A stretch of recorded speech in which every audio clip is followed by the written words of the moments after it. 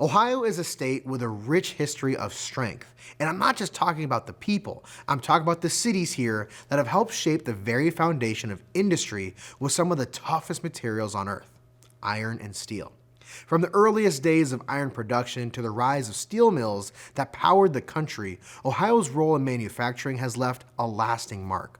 Zaria dives into how this state became a key player in shaping the steel industry and how its legacy continues to influence modern manufacturing today. Ohio is one strong state. No, I'm not just talking about my muscles. I'm talking about the cities here that melt and form some of the toughest materials used in buildings, iron and steel.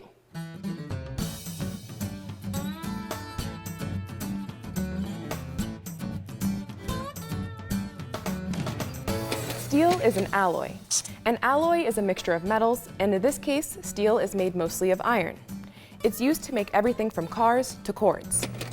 Before we knew how to mix steel, iron was one of the strongest materials.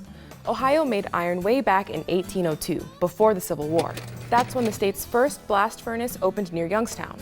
It doesn't look like much now, but by burning coal and blasting it with air, the furnace was able to get so hot that it would melt the iron into a liquid, which was then formed into machines and tools. The first furnace created, on average, 2 tons of iron per day. After the Civil War, iron manufacturers came up with a new way to process iron, which resulted in the creation of steel. Ohio cities grew with smokestacks and factories.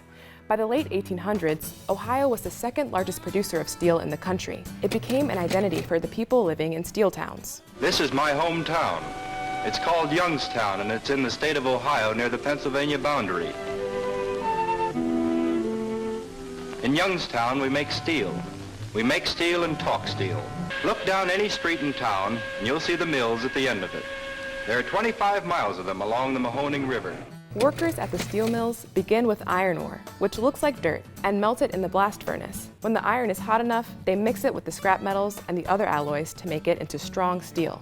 The furnaces reach around 3,000 degrees, so you can imagine it was a dangerous and sweaty job. After they check the steel to ensure it was mixed right, they press it into sheets. From there, the steel is used by other factories to make everything from bridges to small spoons, giant skyscrapers, and automobiles. The steel industry's peak years were during World War II, from 1941 through 1945.